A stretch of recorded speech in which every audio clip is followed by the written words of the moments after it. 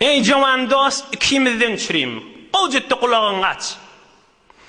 Puç hiyal, puç fikir, puç fehmu, vehm, kelleğini da gelagamasın ha bir vaxtta. O da näme?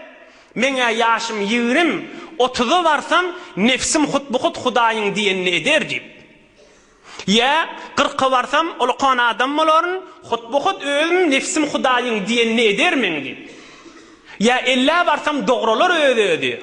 Häzir jawanlyk bolýar. Ya 60'a varsam dogrular, halys puç hyýallar 90'a varsa da dogrulyp bermez. Mına halys tut çykar kelläňden. Dogrulacak bolsa dogrular diye kan adamları var. Yaşı 50'a varıptır, 60'a varıptır, 70'a varıptır, 80'a varıptır. Häzirde onumunu gıybet edip, häzirde namazynyň kazasyny almany, häzirde alham kul huwallahyny dogrulmany, häzirde görüni aza berip, döwrüň näkiler güldürjek bolup ömrüni puç geçiren akmy? Geçirmän duran akmy meger? Her bir nefer gıybet etse, Allah kep bilen eziyet berse, her bir diniň izine gelip bilen Allah kuwady bolmany gelip bilen adamlar görmýärmi? Bir wagtda bir adam kabr gazyp bozgoklyk işler etýänne, meselen kadim bir adamlar bolýanmışdyk. Bir nejasat işle. Meselen kabr adam jaýlananna gömüleni adamlygydenden soňra kefenini çykaryp, kefenini satyp, ýuwuşdyryp şeýtip beren kadim zamanyna bolýanmış. Oňam bir 80-90 ýaşynda ulkan adam bir ömür şeýtip geçiripdir da, kabr gazyp, günnüş kabryň daşynda geçirip, oňam özüňiz ýaly bir sorapdyr, şoň işiniň şo jüredigini bilýänmiş da. Ey hajaga diýipdir. Yaşın 80-90'a geldi. Men seni bilýän 60-70 ýyl bäri işin kabr gazmak diýipdir. Dogryň aýç, kabrlyň içinde geň zat görmediňmi aý diýipdir. Ey jawan dost, ikimiziň görüňi ha. Onu olay diýipdir. Kabrlarda geň zat görmek diýipdir. 70 ýyl kabr gazyp öz nefsimde bir geň zat gördüm diýipdir. Ýani näme? 70 ýyl bäri kabr gazyp ben geň gören zadyň näme? Onu olay diýipdir. Gurkenden diýdi, ýek saat nämort, ýek demem fermany, ýek taat nebor. Ey can nasipdir, 80 ýaşymma 60 ýyl, 70 ýyl bäri kabr gazyp ben. 60 ýyl, 70 ýyl bäri ölü görüp ben diýipdir. Häzirde men nefsim ölenak, o şygadar ölüleri görüp bir gezek Hudaýyň diýenini edeýin diýen akda diýipdir. Men öz nefsim anlayan diýipdir. Kabrlaryň içinde geň zat göremap diýipdir.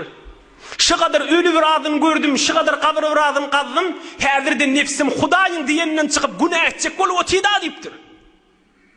Ýaş diýsen 70-80'e bardy. 60-70 ýyl bäri ölü görüp ben, kabr gözüp ben diýipdir. Häzirde inni nefsim ölamaly wagty boldy. Bugad kabr gördü, bugad ölüm gördü. Häzirde nefsim Hudaýyň diýenini edmäni, günah etmäni teýýar bolup duda diýipdir. Gurkenden diýdi, ýek saat nämort, ýek demem fermany, ýek taat nebort. Men öz nefsim ölen akşam angalýan diýipdir. Kabr degen zat göremek, öz sanlygym degen zat gördüm diýipdir. Öz gursagymda nefsimde degen zat gördüm diýipdir. Häzirde Hudaýyň diýenine desin gelen ak diýipdir. Şol hemmemiziň de nefsimiz şo. Allah Taalaň dinine gelip bilen Hudaýlyk ulamalyň gürrüňine girilmese, Hudaý Taalaň nury hidaýatynyň etegine girilmese, Hudaý Taalaň dostlary bilen oturşylmasa, ýaş ýokary galany bilen, jowanlyk aýyrlany bilen nefsimiz hutbuhut diniň etegine girarmy diýip dagy puş tamamy borup görmesin. Hudaý üçin nasihat diýen, Qur'an-ı Kerimden we Peýgamberimiziň sözünden we ulamalyň sözünden çykarylan bir gaýmakdan füýji hakykat gürrüňler şula. Kadryny bilip nasihatlaň. Derdiňden çürim derman bolup duran gürrüňlerdir. Awwel özüm aý diýen. Ýöne ýaşyň ulalany bilen bir gün dogrular, ay bir gece oýa geçirer, 50'de geçirer, 60'da geçirer, 90'da geçirip bilmersiň. Geçirjek adamlar kan, häzir birde geçirip bilenak, bizde puş tamaat bermäýin. Şunuňy ertiýe goýma.